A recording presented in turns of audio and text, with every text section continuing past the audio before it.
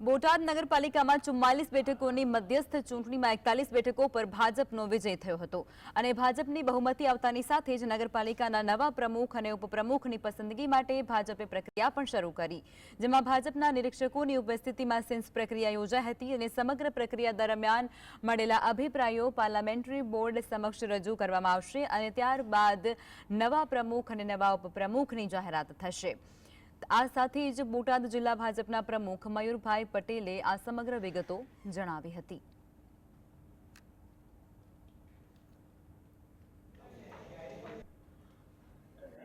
નગરપાલિકાના પ્રમુખ હોય, ઉપપ્રમુખ હોય, કારોબારીના ચેરમેન, પક્ષના નેતા અને દંડકશ્રી એ વિવિધ અલગ અલગ 5 પ્રકારની જે જવાબદારીઓ સોંપવાની છે, ત્યારે એની તમામ કાર્યકર્તાઓને સાંભળી અને નિરીક્ષકો દ્વારા પ્રદેશની અંદર રજૂ કરશે। ત્યારબાદ જે કંઈ જવાબદારી પાર્ટી દ્વારા આપવામાં આવશે તેનો નિર્ણય આગામી દિવસોમાં થાય છે।